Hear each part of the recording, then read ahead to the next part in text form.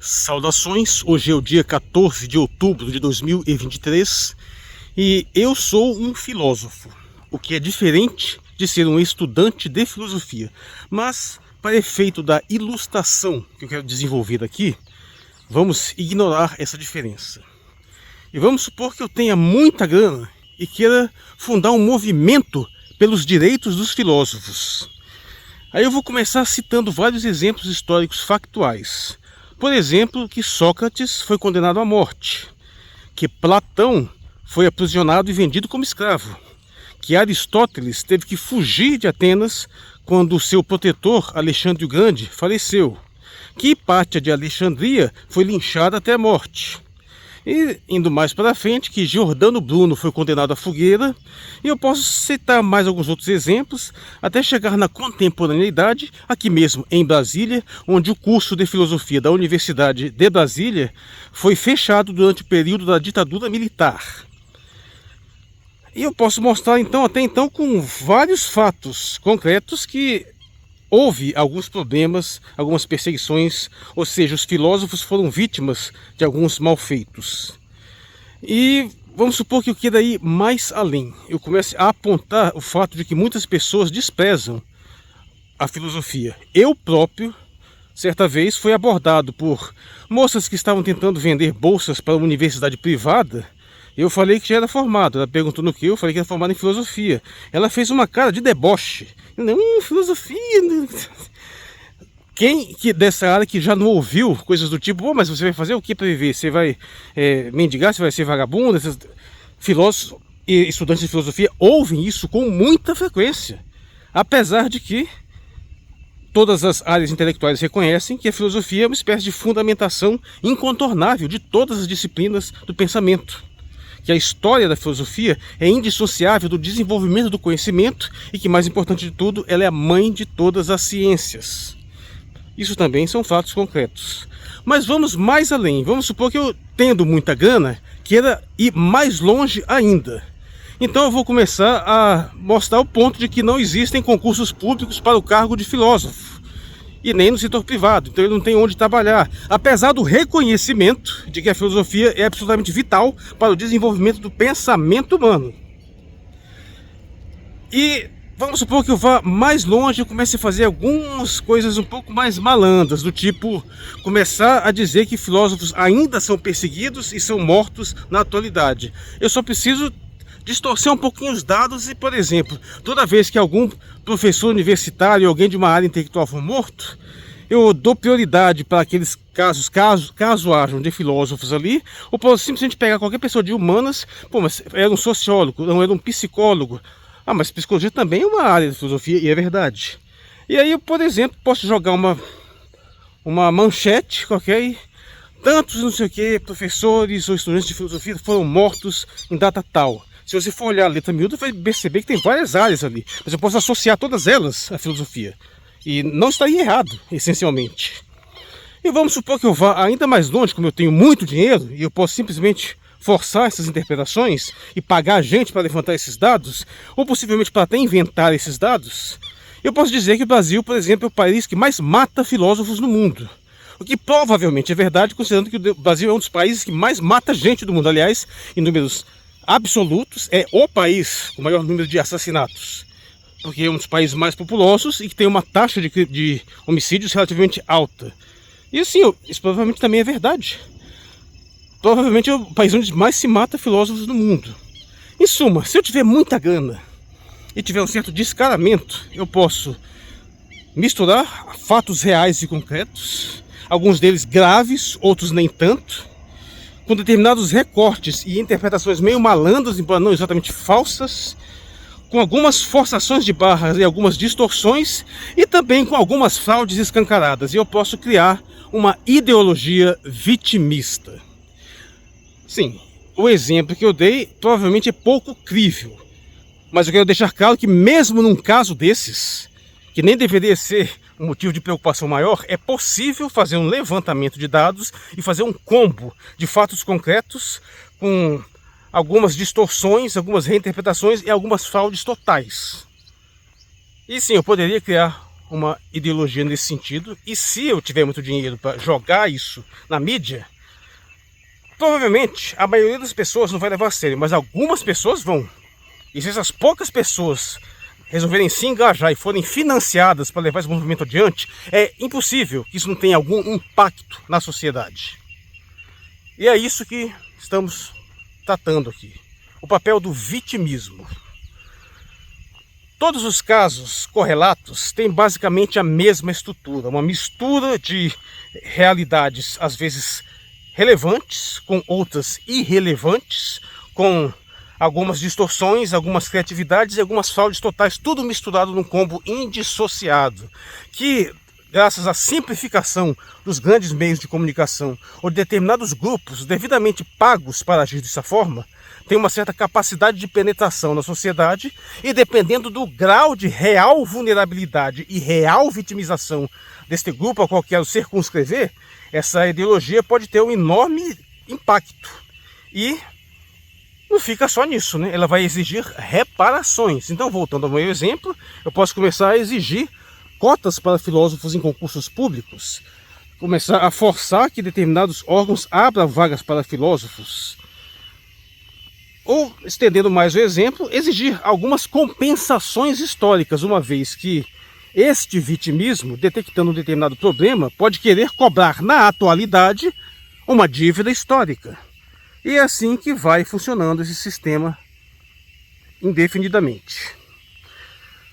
Os exemplos de ideologias vitimistas nesse sentido não devem ser tomados, no entanto, como uma mera falsificação, porque em praticamente todos os casos, e aí eu aponto principalmente feminismo e movimento LGBTQIA+, e movimento racismo, todos eles exploram fatos, alguns fatos concretos, alguns distorcidos, com reinterpretações e com fraudes totais, tudo misturado. E todos eles vão exigir compensações que algumas pessoas vão ver como os privilégios, mas eles vão dizer que são compensações históricas porque são grupos muito vulneráveis. Quer seja que exista uma vulnerabilidade real ou não, e caso haja, extremamente ampliada.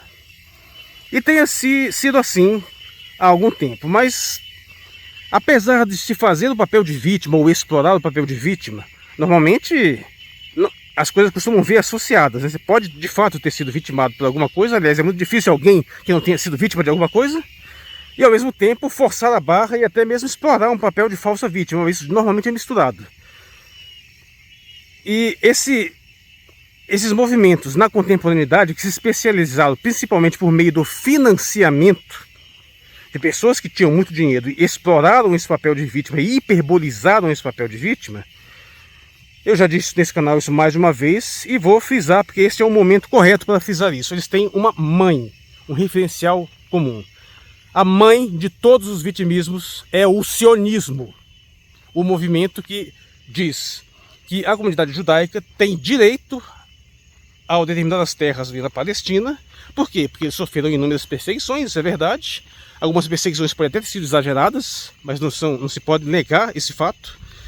Evidentemente, para explorar esse papel, você tem que ocultar fenômenos compensatórios. Por exemplo, no meu vitimismo a respeito de filósofos, eu posso ignorar o fato de que, em geral, filósofos são pessoas que normalmente vêm de classes mais abastadas, até porque você precisa de ter um certo ócio, ter um certo amparo para poder passar tanto tempo investigando questões tão profundas. Mas eu posso simplesmente omitir essa parte.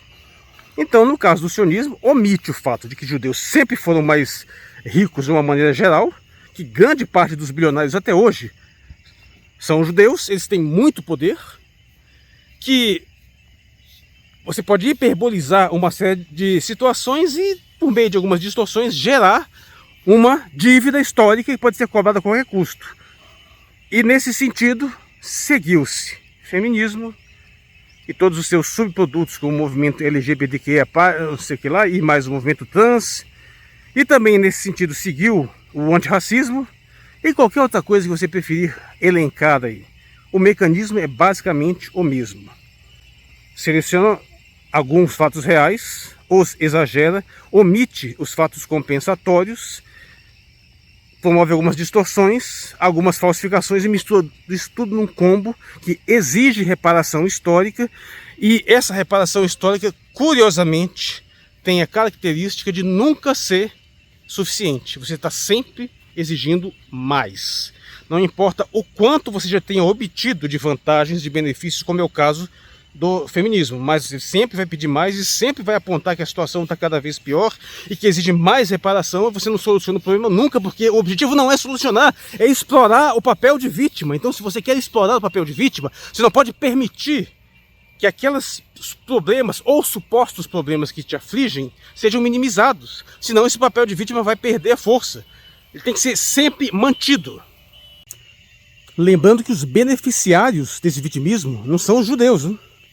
Até porque a maioria dos judeus não são sionistas e a maioria dos sionistas não são judeus. Isso eu posso afirmar com tranquilidade. Por quê? Porque todos os neopentecostais, neoconservadores, são sionistas. E só no Brasil tem mais deles do que a quantidade de judeus no planeta inteiro. Nos Estados Unidos nem se fala. Da mesma forma, os beneficiários do movimento feminista não são as mulheres. São as pessoas que exploram esse movimento e que operacionalizam. Assim como também não são os negros, os beneficiários do movimento antirracista. Até porque você vê esse antirracismo crescendo monumentalmente. E você vai lá nos Estados Unidos, que é o exemplo paradigmático, a população negra teve condições de vida realmente melhoradas por esse movimento. Eles próprios vão dizer que não. No Brasil, mesma coisa. Então esse vitimismo é utilizado em favor de quem paga a conta da ideologia, de quem financia, de quem põe dinheiro, e não em favor daquele grupo que ele finge representar. Ainda que parte dele seja beneficiado. Mas no geral, o estrago é predominante. Porque qual o resultado concreto do movimento sionista? A morte de semitas, cada vez maior, tanto palestinos quanto judeus. Os judeus hoje estão mais seguros nos Estados Unidos do que em Israel. Por isso que eu gosto de apontar que talvez seja a maior conspiração anti-judaica do mundo e também antissemita, seja a criação do Estado de Israel, na tentativa de juntar todos os judeus no local só para tentar matar tudo de uma vez. Que é, infelizmente, o que vai acabar acontecendo se as coisas continuarem nesse ritmo. Até porque ideologias como o próprio feminismo e todas as suas condutas antirreprodutivas, que são perfeitamente análogas às do movimento sionista, assim, se cruzam muito bem, elas têm o efeito de reduzir dramaticamente as taxas reprodutivas do povo judeu. E não tenha dúvida, do modo que as coisas vão, daqui a 10, 15, 20 anos, nós vamos ter menos judeus do que nós temos hoje. Vocês não precisam nem eles serem mortos, eles estão se diminuindo em crescimento vegetativo negativo. E esse processo de reparação histórica, ele vai chegando a tal ponto que ele começa a promover uma inversão. E aí você começa a ter privilégios, e não importa se sua situação de vantagem, você vai ignorar, você vai omitir, da mesma forma como você omitiu historicamente qualquer fenômeno compensatório, você vai omitir esses mesmos fenômenos na atualidade. Você vai, no máximo, utilizá-los para justificar que houve algum progresso, que então vale a pena fazer mais. Mas você sempre vai explorar o papel de vítima, exigindo mais e mais compensações. E daí, até mesmo as inversões passam a ser justificáveis, porque quando você comete uma injustiça em favor desse grupo, você usa o argumento de que esse grupo já foi injustiçado, então ele tem o direito de fazer isso. E aí basta você tendo seus recursos devidos para inviabilizar o outro lado e manter a narrativa constantemente, até o ponto de que você pode começar a promover verdadeiras atrocidades em nome desta ideologia vitimista e mesmo assim continuar explorando o papel de vítima, como é o caso que o feminismo já faz. Já colocou o grupo feminino, que está numa situação em todos os aspectos melhor que o grupo masculino, em todos os indicadores vitais, omite o fato de que você está subrepresentado em determinados grupos de posições de poder, não muda o fato que você é sobre-representado nos grupos que recebem benefícios e privilégios.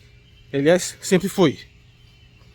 E mesmo assim, você cria mais e mais a ponto de que hoje você pode simplesmente, a qualquer momento, acusar um homem de qualquer coisa imaginária, ferrar, destruir a vida desse cara completamente por absolutamente nada. E qualquer mulher tem o poder de fazer isso hoje. O Estado apoia ela.